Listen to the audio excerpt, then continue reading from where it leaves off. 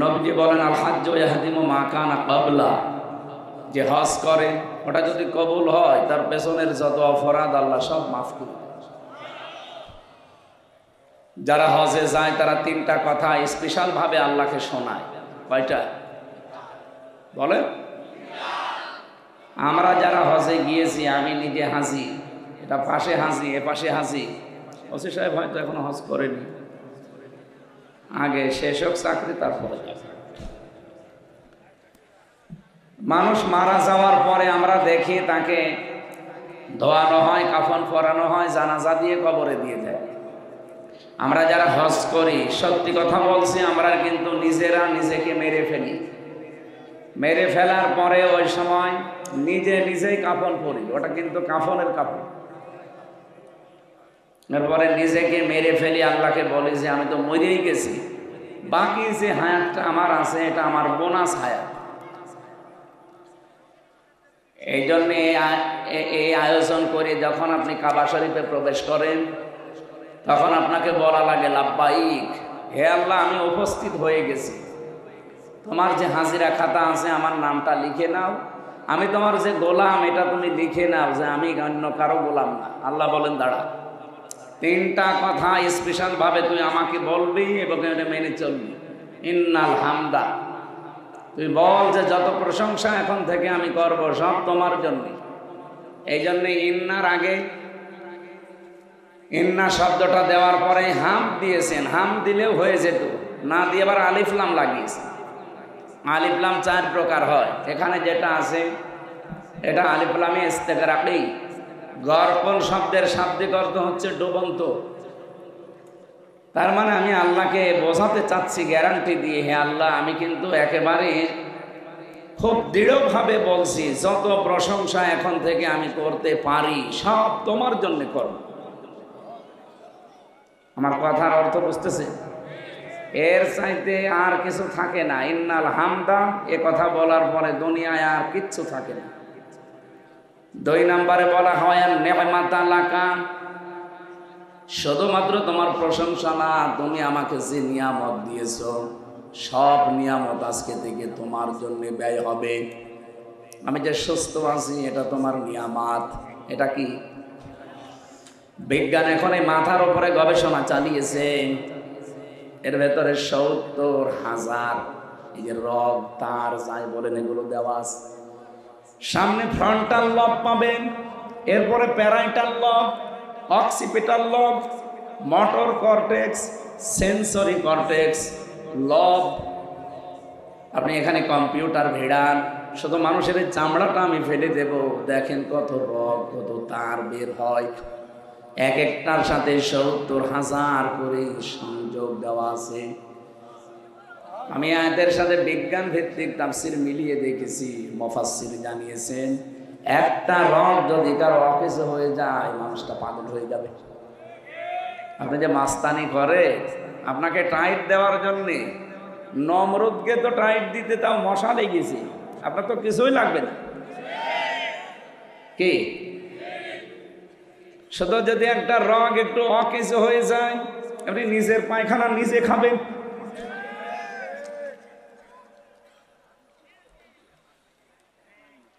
এই জন্য আমি যে সুস্থ আছি এটা আমার নিয়ামত, এই সুস্থতা আল্লাহ তোমার জন্য ব্যয় হবে। তুমি কি আমাকে ক্ষমতা দিয়েছো, পাওয়ার দিয়েছো, সম্পদ দিয়েছো, যা দিয়েছো সব আমি তোমার জন্য ব্যয় করব। এই জন্য হযরত ইউসুফ আলাইহিস সালাম কিন্তু দায়িত্বটা চেয়ে নিয়েছিলেন। অনেক মানুষ বলে হুজুররা আবার এই লাইনে আসার দরকার কি?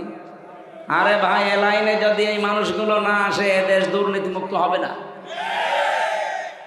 হযরত ইউসুফ বলেছিলেন ক্বালা জাআলনি আলা খাসাইনিল আরদি ইন্নী হাফিজুন আলীম। তিনি বলেছিলেন বাদশাহ আমাকে আপনি খাদ্য মন্ত্রণালয়ের দায়িত্বটা দেন, কোষাগারে আমি এটা সংরক্ষণ করতে পারবো। ধর্ম উপদেষ্টা ডক্টর আফামা খালিদ উনি কয়েকদিন আগে ঘোষণা দিয়েছেন বাংলাদেশ যদি সত্যিই ভেজাল মুক্ত খাবার উপহার দিতে চান তাহলে দেশে ইসলামপন্থী যারা আলেম যারা তাদেরকে ব্যবসায় নামা লাগবে। এদের যদি সত্যি রাজনৈতিক ভাবে আপনি দেউলিয়া করে না দিতে চান, যদি সমৃদ্ধ করতে চান, অবশ্যই আলেমদেরকে এ রাস্তায় আসা লাগবে। আর আমরা যারা আসি এই নিয়তে আসি, আমাদের আখের গোছানোর চিন্তা না। যদি চিন্তা থাকতে হয়, ওসি সাহেবের গ্রামের বাড়ি মোড়লগঞ্জ, ওখানে যিনি এমপি ছিলেন মুফতি আব্দুস সাত্তার, আমি আসার সময় স্যারের সাথে কথা বলছিলাম, এখনো পর্যন্ত তার বাড়ি মাটির বাড়ি, সে একজন এমপি। গত পরশুদিন আমি ছিলাম পাবনা, শহীদ আল্লামা মতিউর রহমান নিজামী রহমতুল্লাহ আলাইহি, ওনার বাড়ি দেখলাম, এখনো পর্যন্ত মাটির বাড়ির উপরে টিন দেওয়া, অথচ 2টা মন্ত্রণালয়ের লোকটা চালিয়েছে। আপনি আল্লাহর অলি খুঁজে পান না? না, আল্লাহর অলি খোঁজার জন্য বরিশালে যাওয়া লাগে। এই যে পাশের জেলা যশোর, মুহাদ্দিস আবু সাঈদ এমপি ছিলেন না? দেখেছেন তার বাড়ির অবস্থা। সাতক্ষীরার এমপি মাওলানা রিয়াসাত আলী, আমি নিজে গিয়েছিলাম তার বাড়িতে, কি অবস্থা, একটা ফকিরের বাড়ি, ওনার চাইতে ভালো। অথচ 15.5 বছর যারা চালিয়েছে, একজন এমপির নাম শুনলাম উনি মন্ত্রী হয়েছিলেন, ভূমি মন্ত্রী, ওনার বাড়ি 620টা। আপনার আর কয়টা লাগবে বলেন তো? আমার তো মনে হচ্ছিল যদি এই 6.5 মাস ওরা থাকতো, আমার এখনো 100টা বাড়ি ওরা বানিয়ে ফেলত। বানালে কি হবে, 620টা বাড়ি থাকতে পারে না। কয়েকদিন আগে মালয়েশিয়া গিয়েছিলাম, ওখানে ওরা বানিয়েছে সাহেব পাড়া, কানাডায় তো বেগম পাড়া, এখানে বানিয়েছে সাহেব পাড়া, কিন্তু থাকতে পারে না, সব হোটেলে থাকে। যে হোটেলে উঠি দেখি 2 শয়তান নিচে বসে বসে চা খাচ্ছে। কি গো, হুজুর আমরা আগেই পালিয়েছি। কেন সাহেব পাড়ায় থাকবেন না? ওখানে থেকে মায়ের খাবো, দেশের জনগণ এখানেও আছে, পিটিয়ে ভর্তা বানাবে। কি করলেন, 600 বাড়িটা, একটা বাড়িতেও থাকতে পারেন না, ঢাকার বাড়িতেও থাকতে পারেন না, চট্টগ্রামের বাড়িতেও থাকতে পারলেন না, এমনকি গ্রামের বাড়ি বাঁশখালী, সেখানেও থাকতে পারলেন না। থাকবেন কোথায়? বাইরে যে বানানো বাড়িতেও থাকতে পারে না, থাকে হোটেলে। কয়েকদিন আগে আপনারা দেখেছেন, এই ফেব্রুয়ারি মাসের 5 তারিখে একটা আযাব নাযিল হয়েছিল, আযাবুল বুলডোজার। কি আযাব? 32 নাম্বার 33 নাম্বার বানিয়ে ফেলেছে। এই জন্য আমরা চাই বলবো ওখান থেকে যেন উস্কানি না দেন। উস্কানি দেবেন, এত 32 33 হয়েছে, বাকি যেটা আছে গ্রামে ওইটাও 34 হয়ে যাবে। আমি চাচ্ছি না ভাঙতে, যেভাবে আছে থাক, কিন্তু আপনারা তো আযাব নাযিল করে দিচ্ছেন। আমি 2013 সাল মিলিয়েছিলাম, সাতক্ষীরা, চাঁপাইনবাবগঞ্জ আর চট্টগ্রাম, এই 3টা জেলাতে বুলডোজার দিয়ে কত মানুষের বাড়ি ঘর আপনি মাটির সাথে মিশিয়ে দিয়েছেন। আল্লাহ এমনি 32 নাম্বার এভাবে বুলডোজার দিয়ে ভেঙে দিয়েছে, এমনি নাই। কে ভেঙেছে? না না, কোরআনে কারীম জানিয়েছে, ফাকুতিহা দাবিরুল কওমিল্লাযীনা যালামু। সূরা আনআম 7 নাম্বার পারা 12 নাম্বার পৃষ্ঠা 4 নাম্বার লাইনের 45 নাম্বার আয়াতের প্রথম অংশে আছে। এটা তাফসীরে ফিলসিলাত কোরআনে পাবেন। আল্লাহ পাক বলেন, জালেমদের শিকড় পর্যন্ত কাটা হয়ে গেছে। কেটেছে কে? না, আপনি আলেম, এখানে বসে আছে দেখছেন না? এটা মজহুল, এর ফাইল জানা নেই, কে করেছে আল্লাহ বলেন কেউ জানে না। এই জন্য সারা দেশে জালেমদের বাড়ি ঘর অফিস দেখেন, সব কিন্তু অধিকাংশ মাটির সাথে মিশে গেছে। মিশিয়েছে কে? কেউ জানে না। আমার কুষ্টিয়ার হানিফ সাহেবের বাড়ি যান, পায়খানার টয়লেটের এই যে প্যান পর্যন্ত খুলে নিয়ে চলে গেছে। হ্যাঁ, ইটও নেই, এখন নিল কে? কেউ জানে না। এটা কেন করলেন আল্লাহ? এখানে কেন করলেন আল্লাহ আমাদের জন্য শিক্ষা আছে। এর পরের আয়াতে দেখবেন, এটা সূরা নমলে পাবেন 19 নাম্বার পারা 20 নাম্বার পৃষ্ঠার 7 নাম্বার লাইনের 52 নাম্বার আয়াত। এটা আধুনিক তাফসিরে দেখবেন। আল্লাহ পাক বলেন ফাতিলকা বুয়ুতুহুম খাওয়িয়াতাম বিমা যালামু। এই সেই ঘরগুলো, এই সেই 32 নাম্বার, এই সেই কুষ্টিয়ার হানিফ সাহেবের বাড়ি। যদিও নাম নেই, আমার আল্লাহ মনে হচ্ছে আগস্টের 5 তারিখের আগে একটা আবার নাজিল করিস। এই যে ফা আছে বক্তব্যের শুরুতে, ফা আরবি গ্রামার অনুযায়ী 19টা অর্থে ব্যবহার হয়।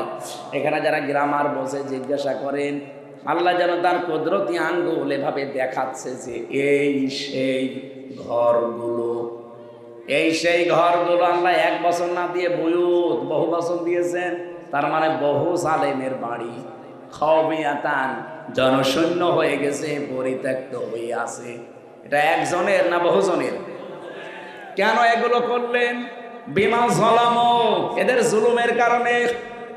এদের জুলুমের সীমা এত বেশি পার হয়ে গেছে, আমার আল্লাহর সহ্যের বাইরে চলে গেছে।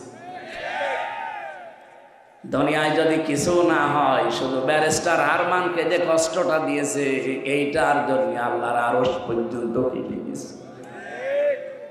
কয়েকদিন আগে ব্যারিস্টার আরমানকে ডেকেছিল একটা টক শোতে। উপস্থাপিকা যিনি একটা মেয়ে, আরো 3 জন আছে মেহমান, প্রত্যেকেই দেখলাম অঝোর নয়নে তার কথাগুলো শুনে কাঁদতেছে। মানুষ এত নিচে নামতে পারে, ক্ষমতার জন্য মানুষ এত কঠিন হতে পারে।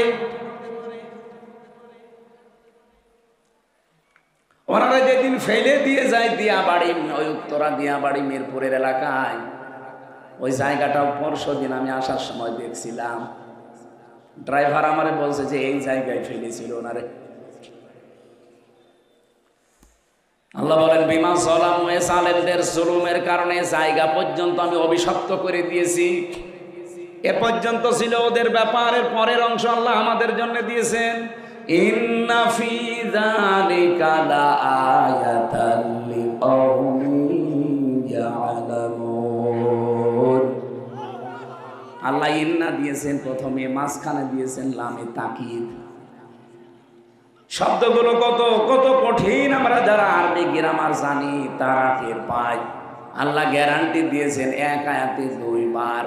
আল্লাহ বলেন অবশ্যই এর ভেতরে শিক্ষা আছে যারা জ্ঞানী তাদের জন্য। কিন্তু আগস্টের 5 তারিখের পর থেকে আমরা দেখছি অনেকের জ্ঞান আর কাজে লাগছে না, তারাও যেন ওই আগের মতো অন্ধ হয়ে গেছে।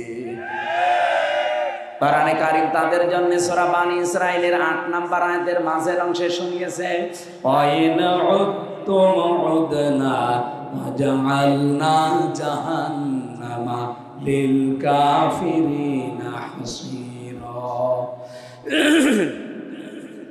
ওরা যা করেছে তোমরাও যদি ওদের মতো আচরণ করো, আমি ওদের সাথে যা করেছি তোদের সাথেও তাই করব। এই জন্য ইন্না ফি যালিকা লাআয়াতিন দিয়েছেন। আরে নাম না দিলেও অর্থ হয়ে যেত। আল্লাহ এত বেশি জোর দিয়েছেন এই শব্দটাই। আল্লাহ বলেন অবশ্যই এখানে শিক্ষা আছে জ্ঞানীদের জন্য। জালেমদের এত বড় শিকড় যদি আমি কেটে ফেলতে পারি, এখন যারা আশায় আছো যে চেয়ারে বসবো আর আঙ্গুল ফুলে কলা গাছ হয়ে যাব, 5 বছর পরে তোমার বাড়িও শ্মশান হয়ে যাবে। এই জন্য সাবধান সাধু, সাধু এই জন্য সাবধান। কথা বুঝতেছে? আমাকে আল্লাহ যত নিয়ামত দিয়েছেন, ওসি সাহেবের জন্য নিয়ামত ওনার ওই চেয়ারটা, আমার জন্য নিয়ামত আমার এই চেয়ারটা। আমাকে আল্লাহ কথা বলার মতো যোগ্যতা দিয়েছেন।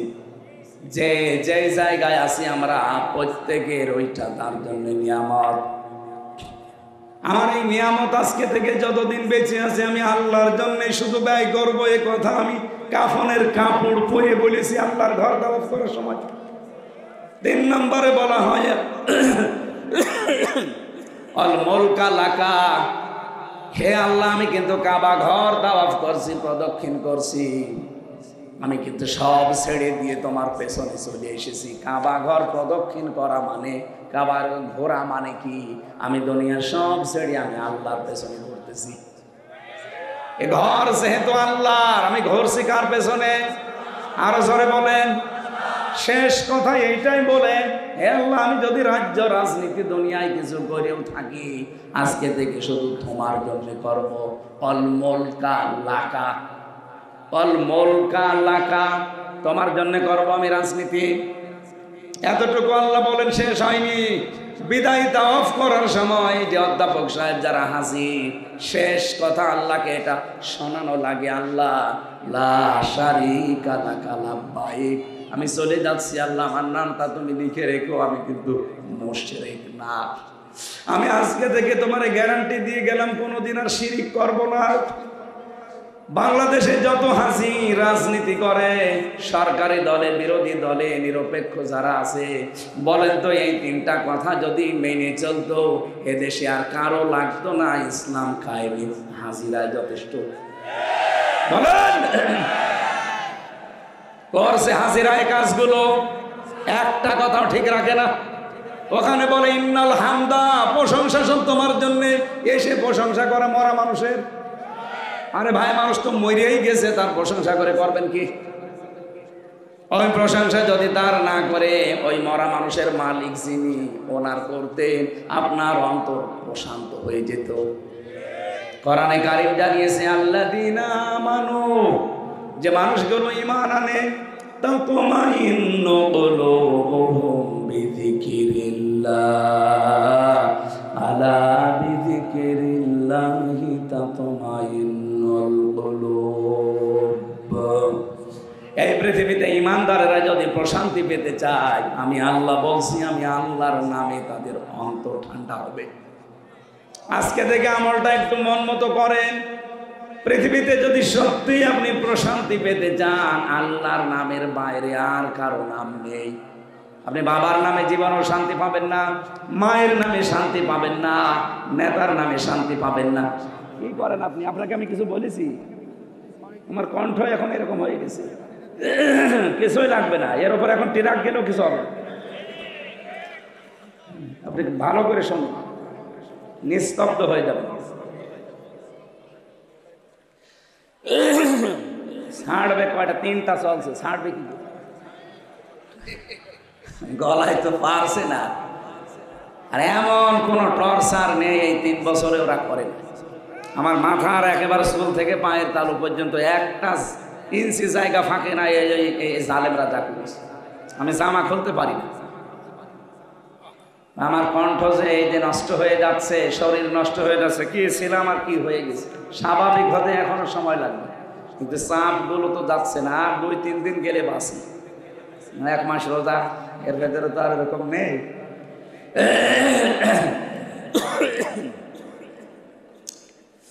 ঝিনাইদহবাসী আমরা যদি সত্যি আয়াত থেকে কিছু নিতে পারতাম, বাংলাদেশে বহু বেদাত বন্ধ হয়ে যেত, বহু শিরিক বন্ধ হয়ে যেত। কত মানুষ আল্লাহর নামের পরিবর্তে ডাকে শালি বাবা, কেল্লা বাবা, ফতে বাবা, ন্যাংটা বাবা, খাজা বাবা, ডাকে না? বলেন বলেন। এখানে অনেক আলেম আছে। পৃথিবীতে 3টা অপরাধের শাস্তি আল্লাহ ডবল ঘোষণা দিয়েছেন। পৃথিবীর অন্য কোনো অপরাধের শাস্তি ডবল হবে না, কিন্তু এই 3টা অপরাধ যারা জড়িত থাকবে তাদের শাস্তি হবে ডবল।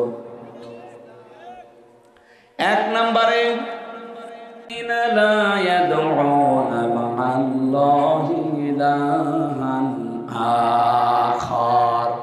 যারা আল্লাহ বাদে অন্য কাউকে ডাকে, আল্লাহকে ডাকে না তা না, ডাকে পাশাপাশি যারা অন্য কাউকে আল্লাহর সাথে জুড়ে দেয়, তাদের শাস্তি হবে কয়টা? 2টা। বলেন বলেন। আল্লাহ আমাদেরকে হেফাজত করুন আজকে থেকে আল্লাহ বাদে দুনিয়ায় আর কারো নামে জিকির, কারো নামে ডাকাডাকি। বলেন বলেন। আমাদের খুলনা বিভাগতন্ত্র তো এখনো আছে ভালো, এগুলো বেশি চলে চট্টগ্রাম আর সিলেটে। কি জিকির আল্লাহর নামে করে, উল্টা পাল্টা সব বানানো। আর আল্লাহর ওলি যত সব এলাকায়, ঘরে ঘরে ওরা ওলি। মহিলারাও নাকি পীর পীর। মা। এই জন্য আমি আজকের সভাপতি আলহাজ সিরাজুল ইসলাম, ওনাকে দিয়ে যে কথাগুলো বললাম, সারা পৃথিবীর হাজিদেরকে আল্লাহ যেন এটা মেনে চলার তৌফিক দেন, বলেন আমিন। মাহফিলের প্রধান অতিথি, প্রাক্তন বিভাগীয় প্রধান ইংরেজি বিভাগ, জীবননগর ডিগ্রি কলেজ চুয়াডাঙ্গা, অধ্যাপক মতিউর রহমান, আপনাদের এলাকার সন্তান, আতাল্লাহু আমরাহু ওয়া বারাকাল্লাহু ফি হায়াতি, বলেন আমিন। আলোচনা রেখেছেন এখানে মাওলানা হাবিবুর রহমান, প্রভাষক আব্দুর রউফ ডিগ্রি কলেজ ডাক বাংলা ঝিনাইদহ। আলোচনা রাখলেন আপনাদের এখানে সাবেক উপজেলা চেয়ারম্যান টরসাদপুর ঝিনাইদহ, বিশিষ্ট ইসলামী চিন্তাবিদ মাওলানা তাজুল ইসলাম, শ্রদ্ধাভাজন বড় ভাই দামাত বারকাতুহুমুল আলিয়া, বলেন আমিন। আলোচনা রেখেছেন অধ্যাপক আব্দুর রাজ্জাক, সাবেক চেয়ারম্যান আলমগীর ইউনিয়ন পরিষদ, মাওলানা শরীফুর রহমান খান, সাবেক চেয়ারম্যান, সম্মানিত সঞ্চালক মাওলানা আমিরুল ইসলাম, খতিব তালসার জামে মসজিদ। আয়োজনে যারা আছেন, বিশেষ করে ওয়াদা ফাউন্ডেশনের জন্য দোয়া করছি। সার্বিক তত্ত্বাবধানে আছেন আলহাজ মিজানুর রহমান। সামনে বসা মুসলমান ভাইরা, পর্দার আড়ালের সম্মানিতা মা এবং বোনেরা, প্রশাসনের ভাইরা, বিশেষ করে আমাদের থানার ওসি অফিসার ইনচার্জ এসেছে আজকে, স্যারের হায়াতে তাজ্জেবা সিহাতে কল্লিয়া কামনা করছি আমি। বাংলাদেশের প্রশাসনের উপরে এখনো পর্যন্ত মানুষের খারাপ ধারণা যায়নি, এটা আস্তে আস্তে কাটা দরকার। 15.5 বছর ওনারা লাঠিয়াল বাহিনী হিসাবে ব্যবহার হয়েছিল অনেকেই, এই তাদের কারণে পুরা বিভাগটা এখন কালার হয়ে আছে জাতির কাছে। ওনাদের যে ডিউটি, আমি তো নিজে দেখেছি, 8 ঘন্টা 10 ঘন্টা না, 24 ঘন্টা 24 ঘন্টায় ডিউটি। নবীজি জানিয়েছেন 2টা চোখ আল্লাহ জাহান্নামে দেবে না। একটা যারা রাতের বেলা আল্লাহর ভয়ে কান্নাকাটি করে, 2 নম্বরে যারা জনগণকে পাহারা দেওয়ার জন্য রাত জেগে থাকে। ওনাদের ভেতরে যেহেতু দ্বিতীয়টা আছে, ওনাদের পুরা দায়িত্ব যেন আল্লাহ ইবাদত হিসাবে মঞ্জুর করে। প্রশাসনে যারা আছেন, সে বিডিআর হোক, আর্মি হোক, পুলিশ হোক, যারা প্রশাসনে আছেন, এ চাকরিটা শুধু চাকরি না, এটা একটা ইবাদত, আর এটা সর্বোত্তম ইবাদত। কি কথা বলেন না কেন? কুনতুম খায়রা উম্মাতিন উখরিজাত লিন-নাস, আল্লাহ বলেন আমি তোমাদেরকে উত্তম জাতি বানিয়েছে। তোমাদের উত্তম হওয়ার কারণ কি? তোমরা মানুষের উপকার করবে। মানুষের উপকার সবচাইতে বেশি করার জায়গা প্রশাসন থেকে, কারণ ওদের জান মাল ইজ্জত আবরু হেফাজতের দায়িত্ব সরকার দিয়ে দেয়।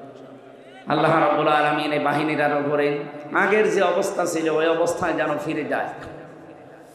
এবং যারা দায়িত্বে আছে, আগামীতে আমার মনে হয় প্রশাসনে, বিশেষ করে পুলিশ প্রশাসনে যারা আছে, তাদের বিভাগটা আলাদা করে দেওয়া দরকার।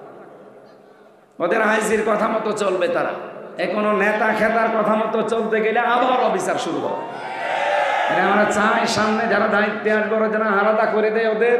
ওরা যদি সঠিকভাবে কাজ করতে পারে, হাত পা খুলে দিয়ে, এদেশে আবার শান্ত হয়ে যাবে ইনশাআল্লাহ। যেন প্রশাসনের আজকে যারা এসেছেন এই টরসাদপুর থানা এবং আশপাশের বিভিন্ন ক্যাম্প থেকে, আল্লাহ রাব্বুল আলামিন আপনাদের দায়িত্বটাও যেন আজকে পুরাটা ইবাদত হিসাবে কবুল করেন। পর্দার আড়ালে যারা বসে আছেন সম্মানিত মা এবং বোনেরা, প্রাণপ্রিয় ঝিনাইদহবাসী, এলাকায় আমার ভাইয়ের বাড়ি, এই পাশে 2-3 কিলো দূরে জগদীশপুর, খালিদ সাইফুল্লাহ, সবাইকে নিয়ে আমি আল্লাহর দরবারে শুকরিয়া জানাই, যিনি আমাদেরকে কোরআন শোনার একটা মন দিয়েছে। 3টা জায়গায় যদি সময় ব্যয় হয়, সম্পদ ব্যয় হয়, কিয়ামতে আল্লাহ যখন জবাব নেবেন তখন এই 3টা জিনিস বাইরে রাখবেন। 1 নম্বরে যাদের সময় এবং সম্পদ কোরআনের পেছনে ব্যয় হবে, এই সম্পদের হিসাব কিয়ামতে দেওয়া লাগবে। বাড়ি যে কালকে বলবে। যারা পরিবারস্থ লোকদের জন্য সম্পদ আর সময় খরচ করেন, ওই সময় আর সম্পদের হিসাব আল্লাহর কাছে দেওয়া লাগবে। 3 নম্বরে যারা জিহাদের ময়দানে কাজ করে, নিজে যদি যেতে না পারেন, যারা করে তাদের পেছনে খরচ করলে ওই সময় ওর ওই টাকার হিসাব আল্লাহর কাছে দেওয়া লাগবে। আর বাংলাদেশে এখন সামনে সবচাইতে বড় জিহাদ কোরআনের কারিমের এই 6666টা আয়াত এই দেশের 56,000 বর্গ মাইলের উপরে প্রতিষ্ঠিত করা। এটার জন্য যারা কাজ করছে আপনি যদি নিজে করতে না পারেন, যারা করছে তাদের পেছনে সময় দেবেন, সম্পদ দেবেন। এক কথা বলেন না কেন? ওটা সবচাইতে বড় জিহাদ হবে এখন সামনে। কারণ 300 জন এমপির ভেতরে মাত্র 151 জন যদি আমরা পাঠাতে পারি যারা কোরআন বুকে নিয়ে যেতে পারবে, নামাজের ওয়াজ দেশে আর করা লাগবে না, রোজার ওয়াজ করা লাগবে না, যাকাতের ওয়াজ করা লাগবে না, কারণ এগুলো সব প্রতিষ্ঠা করা লাগে রাষ্ট্রীয় কায়দায়। আপনি পুরা কোরআন শরীফের ভেতরে নামাজ পড়ার কথা মাত্র এক জায়গায় পাবেন। কয় জায়গায়? ফাসাল্লি লিরাব্বিকা, হে নবী আপনি নামাজ পড়েন আপনার রবের জন্য। কার জন্য? এই এক জায়গায় আছে পুরা কোরআনে। কিন্তু নামাজ দাঁড় করান, নামাজ কায়েম করান, নামাজ প্রতিষ্ঠা করান, এই কথা আছে কোরআনে 82 জায়গায়। কত জায়গায় বলেন তো? এক বেশি না 82 বেশি? কত বেশি বলেন? নিজে নামাজ পড়বেন মাত্র একবার পেয়েছি আমি, আর নামাজকে দাঁড় করানো লাগবে এটা 82 বার। এই জন্যে, কারণ একা একা এটা সম্ভব না, অন্তত 82 জন মানুষ তো লাগবে। আর রাষ্ট্রে আমরা 18 কোটি মানুষ বাস করছি। এই 18 কোটির ভেতরে মাত্র 300 জন, এর ভেতরে মাত্র 151 জন। এরা যদি বলে মাননীয় স্পিকার আমরা নামাজের বিল চাই, দেখবেন তার পরের দিন এই বিধানটা বাংলাদেশে কায়েম হয়ে গেছে। আপনার আর ওয়াজ করা লাগবে না, ভাই সলিমদ্দি চলো নামাজ পড়তে যাই। না, ও নামাজ পড়তে বাধ্য হবে, ওর বাপ পর্যন্ত। নামাজের বিলটা কায়েম যদি হয়, আপনি হয়তো একটা ভোট দিয়েছিলেন যাকে, সেই লোকটা যদি সংসদে যে এই বিলটা কায়েমের পক্ষে কথা বলে, 18 কোটি মানুষ নামাজ পড়বে। আপনি একটা ভোট দেওয়ার কারণে 18 কোটি মানুষের নামাজের সওয়াব পাবেন। এইটা অনেকে বুঝে ফেলেছে, এই জন্য বলে হুজুর এটা রাজনীতি। এটা রাজনীতি হয় কি করে? এই কথাটা রাজনীতি হয় কি করে? আমি এক ওয়াক্ত নামাজ পড়ি 18 কোটি মানুষের নামাজের সওয়াব পাবো, এটা রাজনীতি হয় কি করে? এটা তো সাদগায়ে জারিয়া। বলেন, আমাদের দেশে আমরা গোনায়ে জারিয়া বুঝি না, অনেকে সাদগায়ে জারিয়াও বুঝি না। আমি একটা সিনেমা তৈরি করলাম, এর ভেতরে অশ্লীল দৃশ্য যা থাকবে, যত মানুষ দুনিয়ায় দেখবে, এরপরে আবার কপি হবে, আবার দেখবে, এরপরে আবার কপি হবে, আবার দেখবে। এটা যদি কিয়ামত পর্যন্ত চলতে থাকে, আপনি কিয়ামত পর্যন্ত কবরে গোনায়ে জারিয়া পেতেই থাকবেন। এগুলো সব ফ্ল্যাক্সি লোড হয়ে আর বিকাশ হয়ে যাবে। এখন যদি বলেন হুজুর আমার বিকাশ নাম্বার খোলা নেই, এমনি খুলি না, ও পাসপোর্ট সাইজের ছবিও লাগবে না, ও ভোটার আইডি কার্ডও লাগবে না, এমনি বিকাশ খুলে যাবে, আর খালি বসে বসে পাবে। ওই সিনেমায় যত কিছু হয়েছে, যত মানুষের চরিত্র ধ্বংস হয়েছে, মানুষের পরিবার নষ্ট হয়েছে, আপনি কবরে বসে বসে কিয়ামত পর্যন্ত এই গোনায়ে জারিয়া পেতেই থাকবে। এটা কি আমি বানালাম? বলেন বলেন। সূরা নিসা 5 নাম্বার পারার 10 নাম্বার পৃষ্ঠা 11 নাম্বার লাইনের, এটা 85 নাম্বার আছে, আয়াতে আছে মাইয়াশফা শাফাআতান হাসানাতান ইয়াকুল্লাহু নাসীবুম মিনহা ওয়া মাইয়াশফা শাফাআতান সাজ্জিয়াতান ইয়াকুল্লাহু কিফলুম মিনহা ওয়া কানাল্লাহু আলা কুল্লি শাইইন মুকিতা। বলেন আল্লাহু আকবার। আরো অ্যাক্টিভ ভাবে শুনবেন, আর শিক্ষাগুলো এখান থেকে জীবনে বাস্তবায়নের সিদ্ধান্ত নেবেন। আল্লাহ পাক বলেন, কোনো মানুষ যাতে একটা ভালো কাজ করে, ওই ভালো কাজে কেউ যদি সহযোগিতা করে, ও একটা ভালো কাজ করে যা পাবে, আপনি শুধু নাড়াচাড়া দিয়ে সেই সওয়াব পাবেন। সিস্টেম অপর পৃষ্ঠায় দেখুন, কোনো মানুষ যদি অন্যায় কোনো কাজ করে, এই অন্যায় কাজ করে লোকটা যে অপরাধী, আপনি শুধু সাহায্য করে একই অপরাধী। বলেন, এটা রাজনীতি মনে করে আপনি চলে যান কোন কারণে? আমরা তো চাই এদেশে কোরআন কারীমের বিধানটা কায়েম করতে, এটা আপনার কাছে রাজনীতি মনে হয়ে যায়। আর আপনি যেটা করছেন ওটা তো পুরাই দুর্নীতি। এটা পুরা দুর্নীতি না?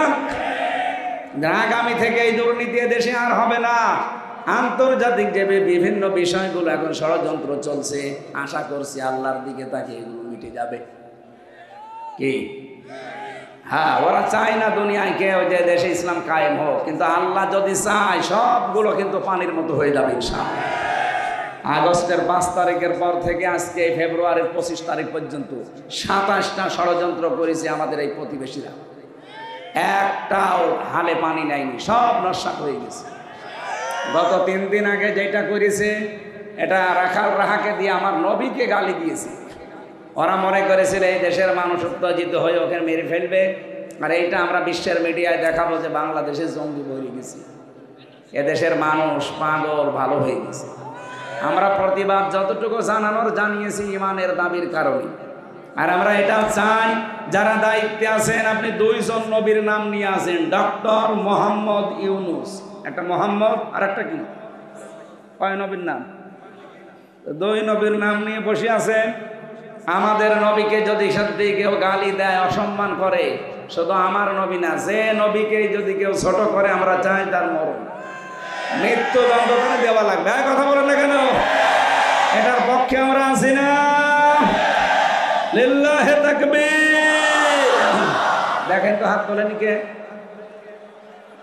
ঠিক আছে, আলহামদুলিল্লাহ। আরে ভাই, এটা তো ভিডিও হচ্ছে, এখানে ফেরেশতারাও করছে। কিয়ামতে যদি কিছু আপনার ভালো না লাগে, আল্লাহ অন্তত আল্লাহ যেন এটা দেখায় যে আমি নবীর সম্মানের পক্ষে ছিলাম। হযরতে ওমর এটা বলছে আমি শিক্ষার জন্য, এদিকে তাকান, তার ছেলেটাকে মাদ্রাসায় দিয়ে আসলেন। খলিফাতুল মুসলিমিন, তিনি দেশের প্রেসিডেন্ট। ওই জামানায় যিনি প্রধান বিচারপতি ছিলেন তার সন্তানও একই মাদ্রাসায় দিয়েছেন।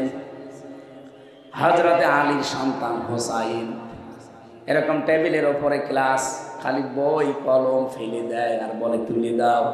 1 বার 2 বার 3 বার তুলে দিলেন। 3 বার তুলে দেওয়ার পর উনি রেগে গেছেন, কারণ প্রেসিডেন্টের ছেলেটা আলাদা গরম থাকে। ডাক দিয়ে বলে, হোসাইন বারবার কলম ফেলে দাও, আমারে তুলতে বলো, আমি কি তোমার চাকর নাকি? ইমাম হোসাইন বলেই ফেলেছেন যে আপনি আমার চাকর না, আপনি চাকরের বাচ্চা, চাকর। গেছে রেগে যে কি বললেন, আমার বাবাকেও গালি দিলেন। আপনার বাবাকে জিজ্ঞাসা করেন গিয়ে। বাড়িতে গিয়ে বলছে, আব্বা আমি আর মাদ্রাসায় যাব না, আমারে ছোট করেনি, বন্ধুদের সামনে তোমারেও গালি দিয়ে ছোট করেছে, আমরা নাকি খাদেমের বাচ্চা, চাকরের বাচ্চা। হযরতে ওমর কিন্তু বিচক্ষণ মানুষ, কথা শোনার পরে বুঝে ফেলেছেন। ডাক দিয়ে বলে, বিচার করব কিন্তু জমার দিন। খুতবা দিচ্ছিলেন তিনি, যেহেতু খতিব, হঠাৎ আলোচনা বন্ধ করে দিলেন। ডাক দিয়ে বলেন, হোসাইন আছো এখানে? বলে হ্যাঁ। এদিকে আসো। তুমি আমার ছেলেকে ভরা মজলিসে ক্লাসে গালি দিয়েছো চাকরের বাচ্চা, চাকর বলে, গোলামের বাচ্চা, গোলাম বলে। হ্যাঁ দিয়েছি। কেন দিলে? ইমাম হোসাইন ডাক দিয়ে বলে, খলিফা বুকে হাত দিয়ে বলেন তো, আপনি কি আমার নানার খাদেম ছিলেন না? হযরত ওমরের কথা বন্ধ হয়ে গেছে। উনি বলে, আমি তো এভাবে কোনোদিন চিন্তা করি নাই। তুমি যে কথাটা বললে এটা কি লিখে দিতে পারবা? কাগজ নিয়ে আসেন। খেজুরের পাতা নিয়ে এসেছে, উনি লিখে দিলেন, ও মার আমার নানার খাদেম ছিল, আমি দেখেছি, আমার নানার খেদমত করছে। খাদেমকে আমি খাদেম বলবো না, কি বলবো? ইতি হোসাইন ইবনে আলী লিখে দিলাম। হযরতে ওমর কাগজটা হাতে নিয়ে চমা খেলেন। ডাক দিয়ে বলে, নবীর সাহাবীরা, বিচার হয়ে গেছে। ছোট মানুষ আব্দুল্লাহ তো বোঝে না, বলে, বাবা তুমি তো বিচারই শুরু করলে না, হয়ে গেল কি করে? হযরত ওমর বলে, সন্তান, যে বিচার করেছি দুনিয়া না আখিরাতেও কাজে লাগবে। আমি যখন মারা যাব এই কাগজটা আমার কাফনের ভেতরে দিয়ে দিও। কিয়ামতের ময়দানে আল্লাহ পাক যদি আমার জীবনের কিছুই পছন্দ না করে, এই কাগজটা অন্তত তুলে দেখাবো, রব্বুল আলামিন আমার জীবনের কিছুই যদি তোমার ভালো না লাগে, কাগজটার দিকে তাকাও, তোমার নবীর নাতি লিখে দিয়েছে আমি নবীর খাদেম ছিলাম, এই ওসিলাই হলেও তুমি আজকে আমারে মাফ করে দাও। আকাশের তারকা দেখতে পান, জীবনে কেউ যদি গণনা করেন একদিন হয়তো শেষ করে ফেলতে পারবেন, কিন্তু হযরত ওমর মুসলমান হয়ে যত নেকির কাজ করেছিলেন কোনোদিন শেষ হবে না। এত নেকি আঞ্জাম দিয়েছিলেন তিনি যে রাস্তা দিয়ে যেতেন শয়তান পর্যন্ত 40 দিন যেতে ভয় পেত। এত মর্যাদা যেই মানুষটার, হযরত ওমরের একক সিদ্ধান্তের উপরে কোরআনের 13টা আয়াত আমার আল্লাহ তার মন মতো করে নাজিল করেছেন। অন্য কারো নামে এত আয়াত নাজিল হয়নি।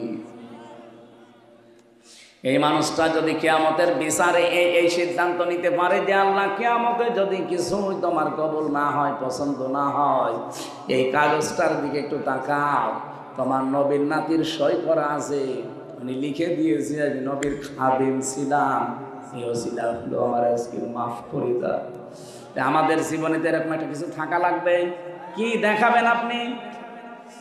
হাল্লাকা সিররুন ইনদাল্লাহ বাইনাকা আনতা ওয়া বাইনাল্লাহ, হাল্লাকা সাদাকাতুন তাখফা লা ইয়ালামুহা ইল্লাল্লাহ।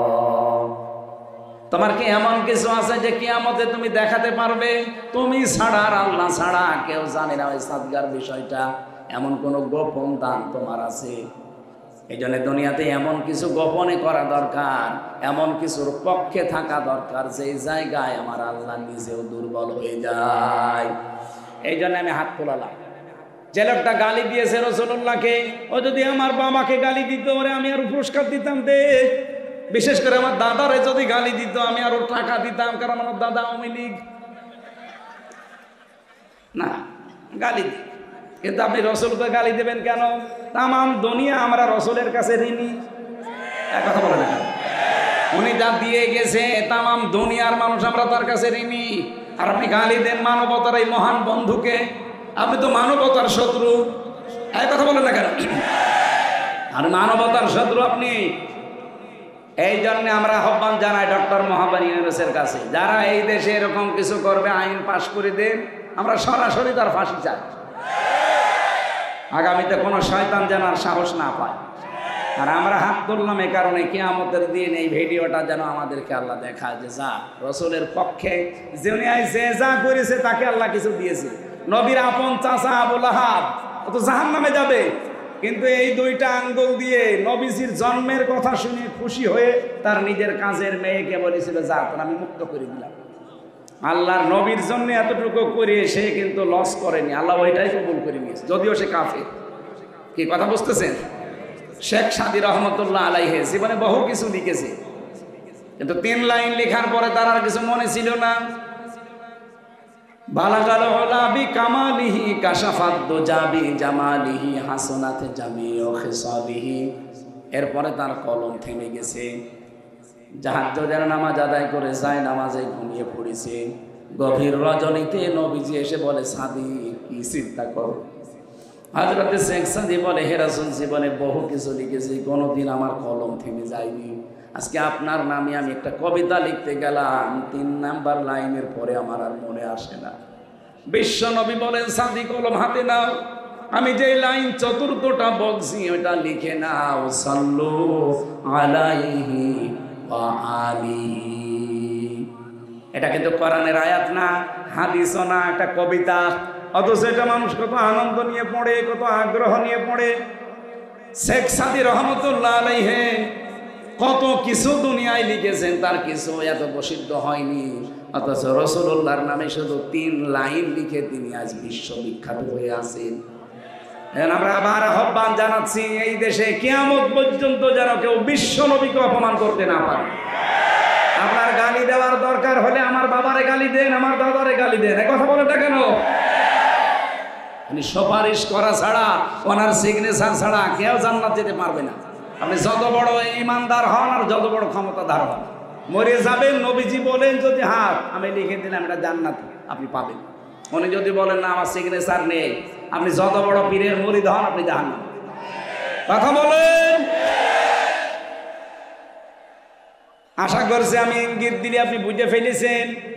আজকে থেকে দল মত এই জায়গায় অন্তত আর দেখবেন না যে না ওটা জামাত ইসলামের নবী, আমার না।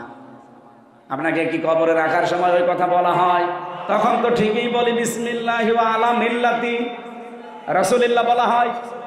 জামাত ইসলামের লোক মরে গেলে যেই দোয়া, আপনিও মরে গেলে ওই দোয়া, কিন্তু রাসূলুল্লাহর ক্ষেত্রে কোনো পার্থক্য।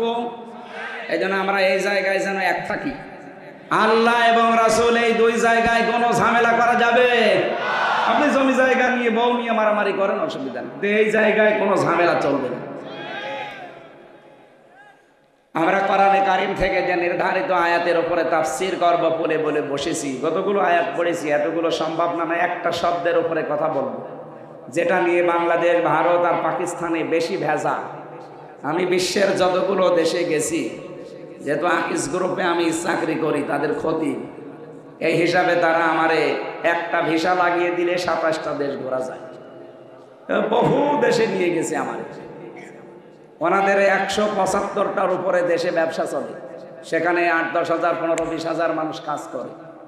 সেখানে নিয়ে যায় মালিক, আমারে নিজে নিয়ে যায়, যে ওই 8-10 হাজার মানুষের মাঝে কথা বলা। ওনাদের একটা লাভ আছে, একটা মাইকে বলা ঠিক হবে না, কারণ ওই মানুষগুলোর ভেতরে যদি আল্লাহর ভয় ঢোকে তাহলে তারা কাজে ফাঁকি দেবে।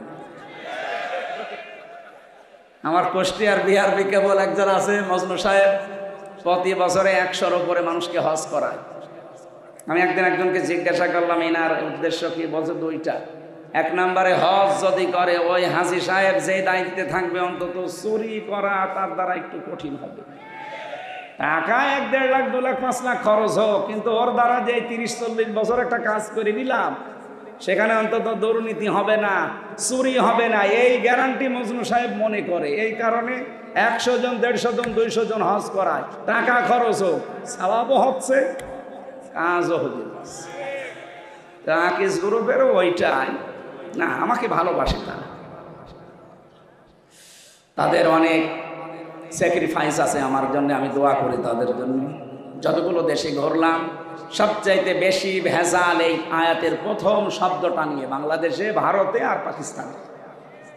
একেবারে প্রদেশ প্রদেশ ঘুরে ঘুরে আমি দেখেছি, ভারতের কোনো জায়গা আমার বাদ নেই, সব প্রদেশে ঘুরে ঘুরে দেখে দেখলাম এইটা নিয়ে ঝামেলা।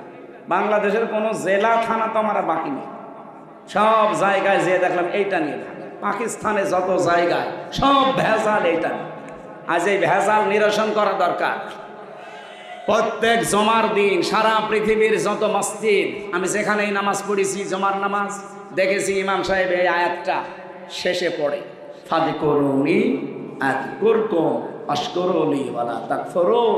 4টা বিষয় আল্লাহ আমাদেরকে প্রতি জমার দিন ইমাম সাহেবের মাধ্যমে স্মরণ করায়, যে আমাকে স্মরণ করো, আমি স্মরণ করব, আমার শুকরিয়া আদায় করো, নাফরমানি করবা না। কয়টা কথা? আরো জোরে। 1 নম্বরে আমাকে স্মরণ করো, আমিও স্মরণ করব, আমার নিয়ামতের শুকরিয়া আদায় করো, নাফরমানি করবা না। হয়ে গেছে না বলা? বুঝেছেন? কারা হাত তোলেন তো? ঠিক আছে, তাহলে মোনাজাত করি।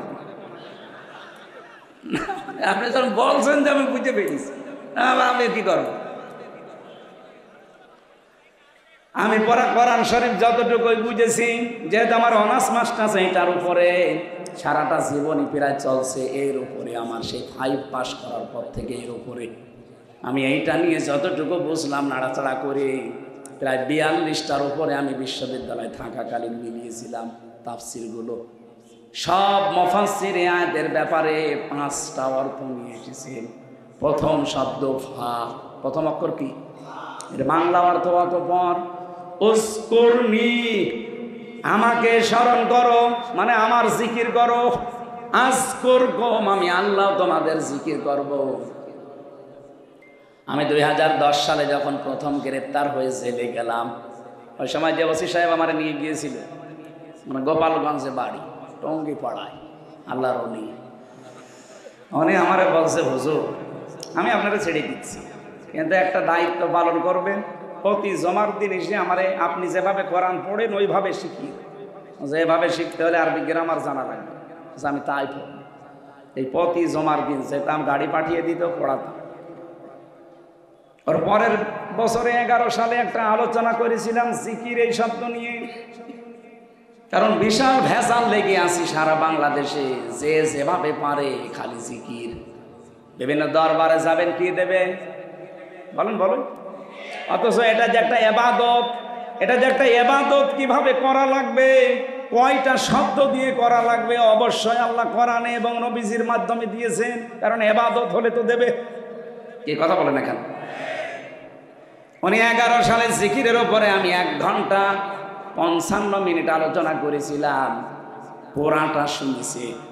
পরের সপ্তাহে পড়াতে গেলাম, আমারে বলছে হুজুর এতদিন আমি কি ভাবতাম জিকির নিয়ে, যে বিভিন্ন পীর সাহেবরা দেয়, বাবারা যে জিকির করে মনে হচ্ছিল যে ওইটাই মনে হয় জিকির।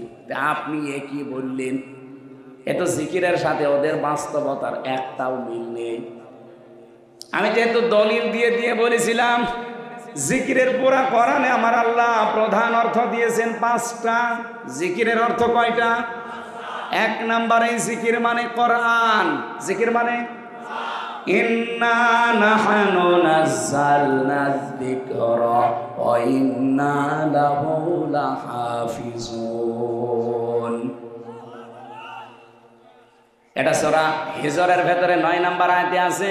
আল্লাহ বলেন এই জিকির আমি আল্লাহ নাজিল করেছি, আর এই জিকিরকে সংরক্ষণের দায়িত্ব আমি আল্লাহ নিয়েছি।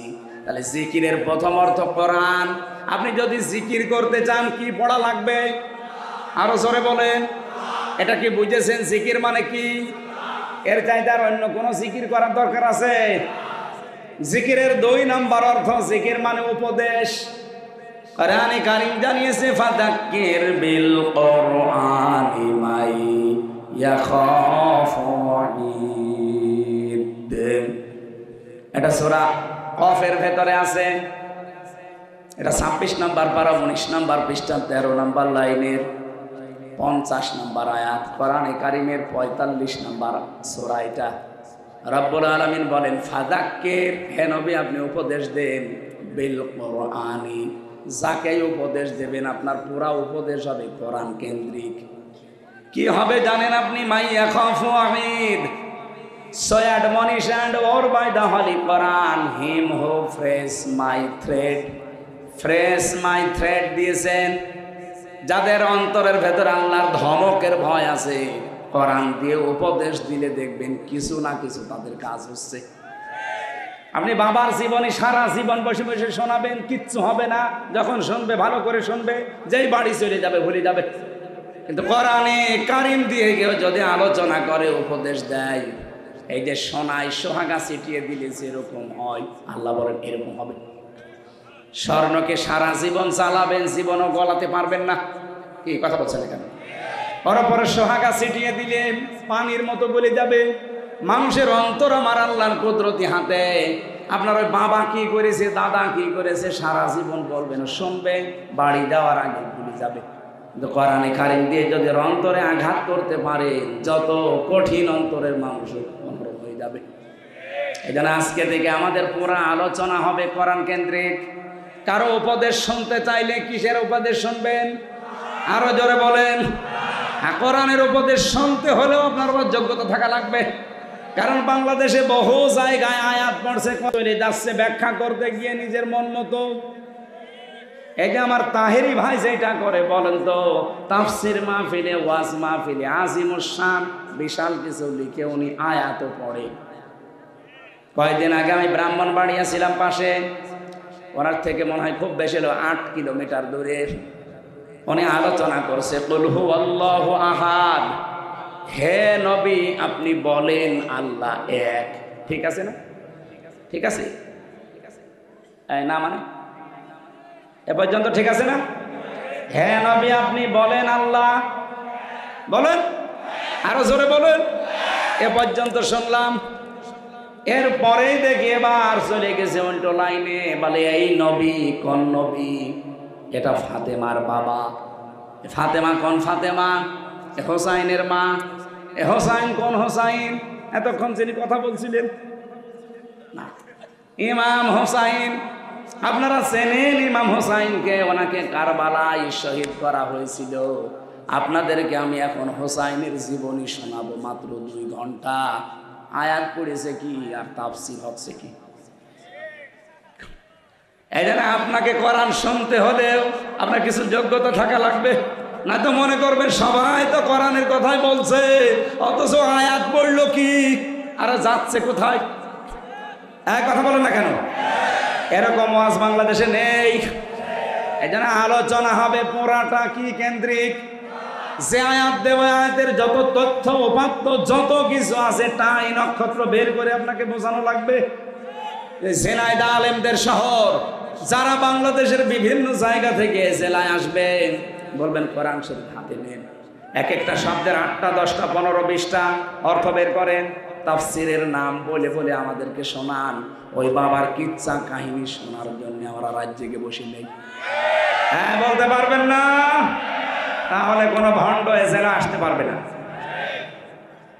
জিকিরের প্রথম অর্থ কোরআন, দ্বিতীয় অর্থ উপদেশ, 3 নম্বরে জিকিরের অর্থ হচ্ছে সালাত বা নামাজ।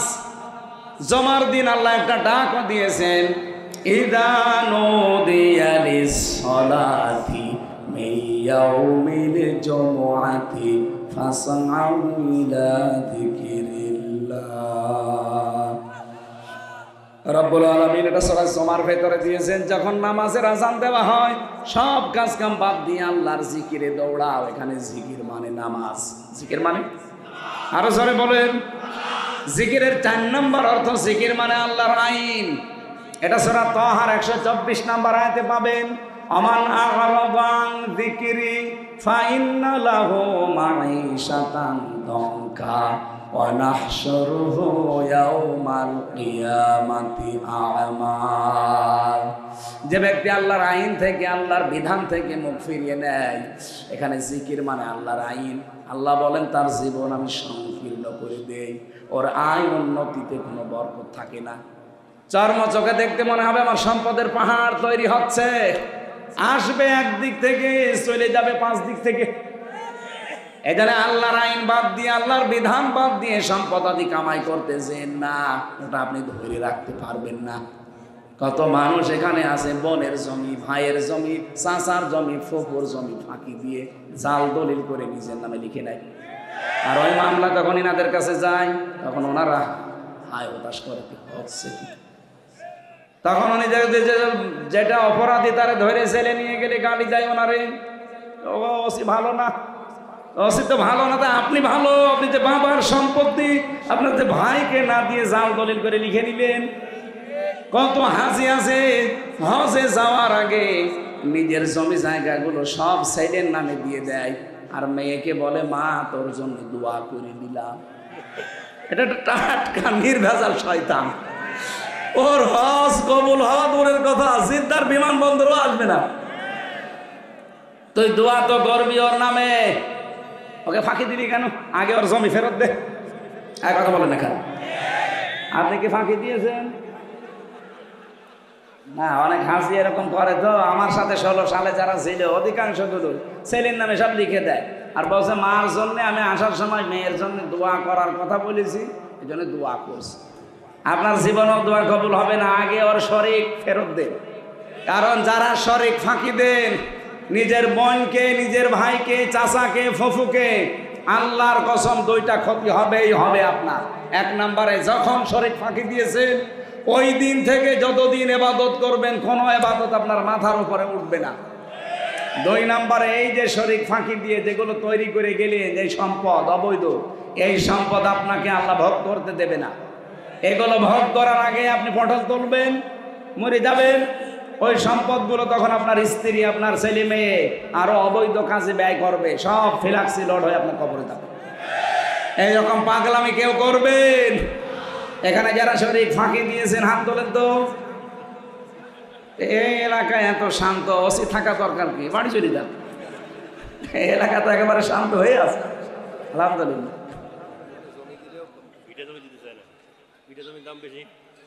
না, এখানে আর একটা মাসলা, স্যার যখন বলেছে মাসলাটা, এই যে যারা বনকে, বিশেষ করে বনকে ভিটার জমি দিতে চান না, বলেন মাঠের তা দিয়ে শেষ না, আপনি জায়েজ হবে না। কোরআন বলছে আপনার 1 ছেলে যা পাবে 2 মেয়ে তাই পাবে। আপনি মাঠেরটা হোক, দোকানেরটা হোক, আর ভিটারটা হোক, যেখানে হোক সব, এমনকি সাহাবা একরাম গ্লাস পর্যন্ত, খাবার খাওয়ার গ্লাস পর্যন্ত ভাগ করে দিয়ে দিতেন। 2টা থাকলে, 3টা থাকলে 1টা দিতেন বোনকে, 2টা রাখতেন নিজে। তারা যদি গ্লাস দিতে পারে, আপনি জমি দিতে পারবেন না? ভিটার মানে যার কারণে নামাজ পড়েন তার কারণেই জমি জায়গাও ভাগ করা লাগবে আপনাকে। আল্লাহর বিধান বাদ দিয়ে আপনার জিকির হচ্ছে না।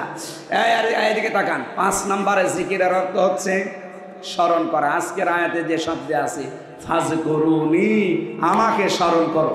বলেন তো জিকিরের যে 5টা অর্থ কোরআন দিয়ে বললাম, একটাও কি হু হু আছে? কোথায় পেয়েছেন ওগুলো? আলী বাবা, শাহ আলী বাবা, কেল্লা বাবা। সুতরাং আজকে থেকে এই ভণ্ডামি জিকির আর বাংলাদেশে, বিশেষ করে আমাদের খুলনা বিভাগে চলবে না। কথা বলেন না কেন? আমার বিভাগে যদি ঠিক করতে না পারি, আমি চট্টগ্রামে গেলে বলবে আপনার ঠিক করে নাকি। যেন আমি সারা বাংলাদেশের ঘর সেই বেড়াবো আর আমার ঘরেরই খেয়াল নেই, সমস্যা হবে। আপনার আগে ঠিক হন। আশা করছি এই ভণ্ডামিগুলো বাংলাদেশ থেকে বের হবে। জিকিরের অর্থ এবার হাদিস দিয়ে পেয়েছি আমি 99টা। কয়টা? আপনারা মনে হয় বিরক্ত হয়ে যাচ্ছেন।